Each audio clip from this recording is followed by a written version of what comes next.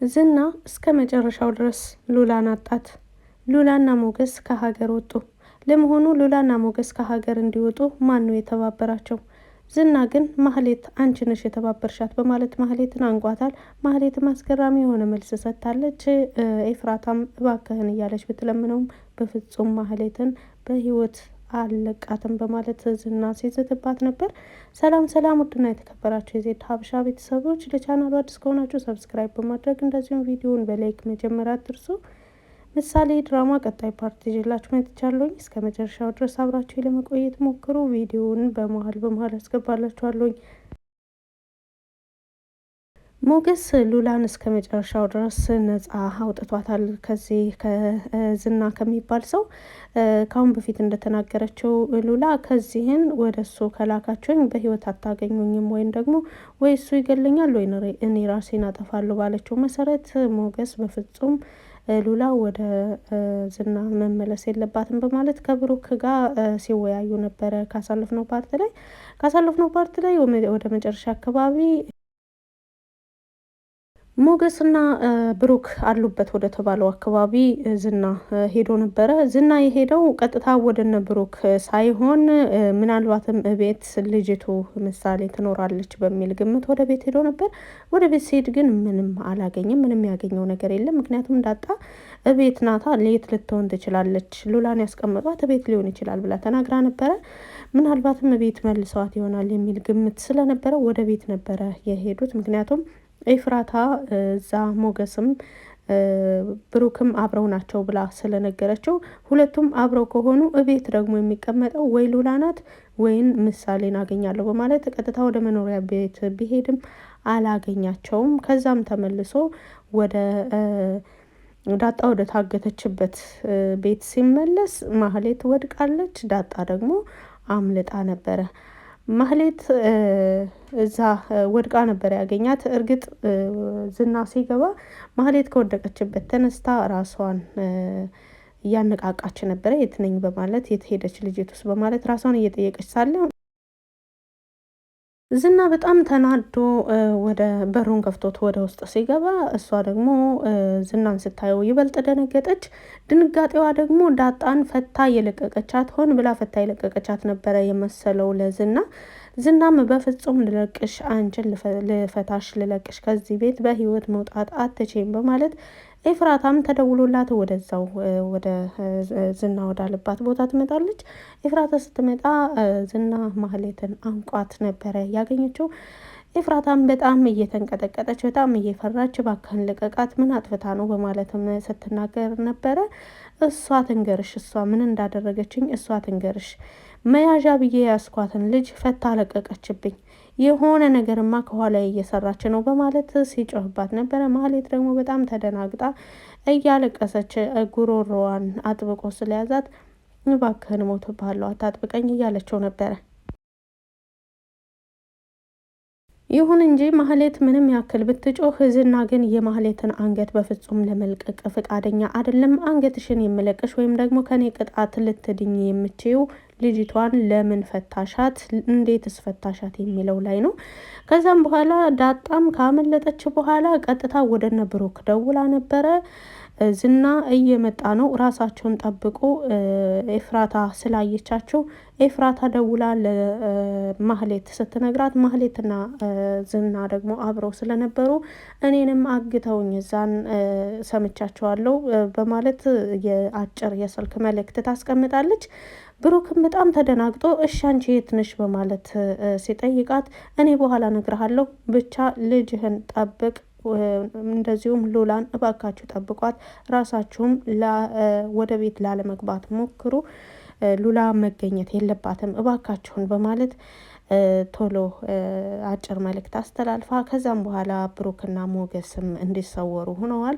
ኤፍራታም የቻለችውን ያክል ከተከተለቻቸው በኋላ ተሰውረውባት ወደ ግራ ወደ ቀኝ እያየች ሳለ ነው ዝና የደወለላት። ዝና ሲደውልላት ስልኩን በመደናገጥ ካነሳቸው በኋላ የት ነሽ በማለት ነበረ የጠየቃት። መንገድ ላይ እነሱን እየተከታተልኩ ነው በማለት ትመልሳለች ለዝና ኤፍራታ ማለት ነው። አሁን እያየሻቸው ነው የት ናቸው በማለት ሲጠይቃቸው ቆይ እስኪ በማለት ስትዟዟር ቶሎ ብለሽ እኔ ወደምልብሽ ቦታ ነይ በማለት መልእክት ያስቀምጥላታል።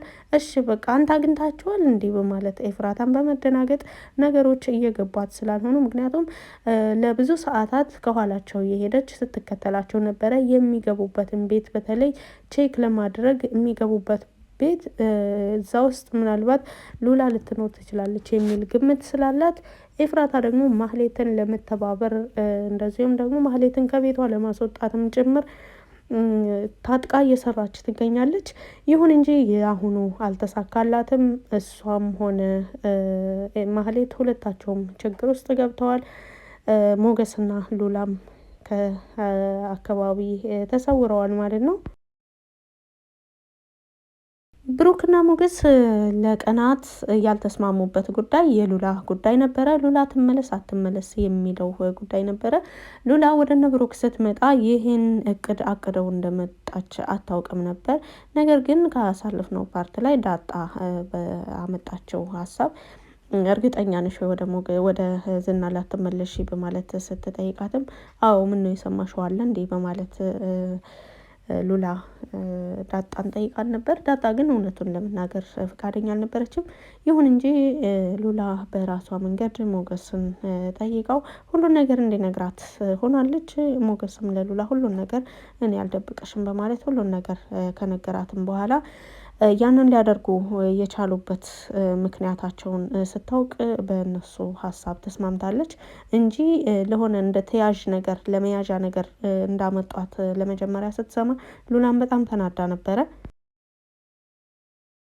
ይሁን እንጂ ብሩክና ሞገስ ይህን ሊያደርጉ የቻሉት ለምሳሌ ብለው እንደሆነ ስታውቅ የአንድን ሰው ሕይወት ለማዳን በማለት እኔ አንድ ነኝ እነሱ ግን 3 ናቸው። እዛ ቅድስት እስር ቤት ናት፣ እዚህ ብሩክ እየተቸገረ ነው። ሌላ ደግሞ ምሳሌ ግዴታ በዚህን 3 ወር ውስጥ መታከም አለባት፣ አለበለዚያ ህይወቷ አደጋ ላይ ነው የሚሆነው። በጥቅሉ ሁሉንም ዙሪያ ቀኙን ካሰበች በኋላ ተስማምታለች። ሉላም ወደ ሞገስ ወደ ዝና ለመመለስ ተስማምታ ነበረ። ነገር ግን ብሩክና ሞገስ በተወያዩበት መንገድ በፍጹም ሉላን አሳልፈን መስጠት የለብንም፣ ምሳሌም ትታከማለች፣ ሉላም ነጻ ትወጣለች፣ ማህሌትም ግዴታ ክሱን ማንሳት አለባት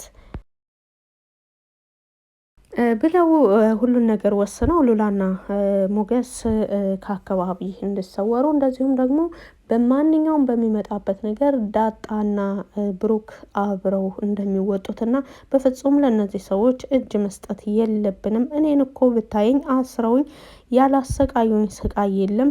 የሚያደርጉት ሲያጡ ጥፍሬን ሁሉ ሊነቅሉት ነበር። ምንም አቅም የላቸውም ከዚህ በስተቀር በማለት ዳጣም በአሁኑ ላይ በጣም ጀግና ሁና ነው ከእገታውን ጥሳ የወጣቸው።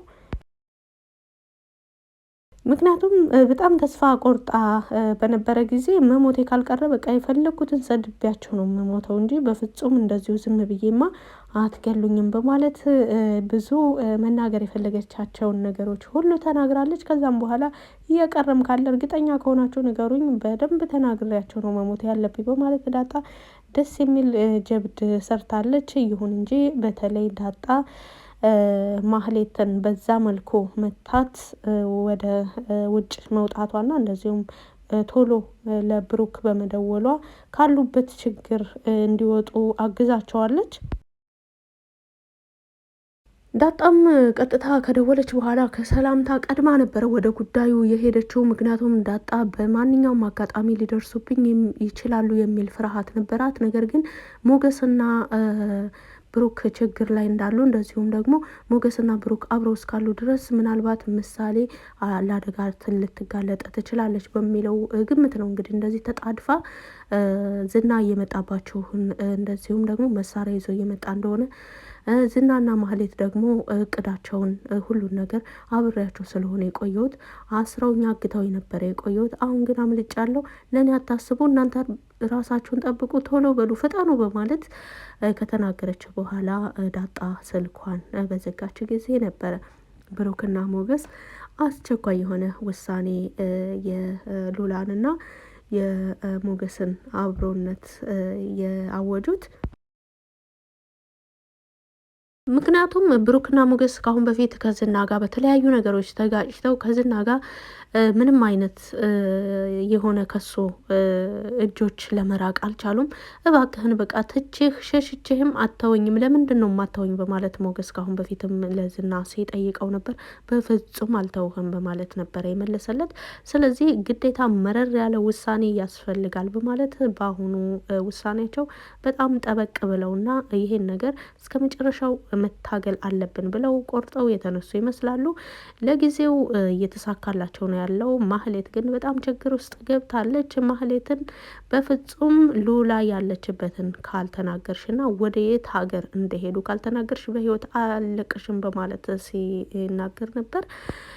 ኤፍራታም በዚህ ነገር ልትተባበራትም ቃል ገብታ ነበረ። ነገር ግን ምንም የምታውቀው ነገር ስለሌላት ምንም ማድረግ አልቻለችም። እስኪ በቀጣይስ ምን ይፈጠራል የሚለውን ደግሞ እንደዚሁም ደግሞ ሉላና ሞገስ ወደ የት ነው የሄዱት የሚለውን ብሩክስ ብቻውን ምን ሊያደርግ ይችላል የሚለውን በቀጣይ ፓርት ላይ የምናየው ይሆናል። በቪዲዮ ላይ ማንኛውንም አስተያየት በኮሜንት ስር መጻፍ ትችላላችሁ። ስላዳመጣችሁ ከልብ አመሰግናለሁ። መልካም ጊዜ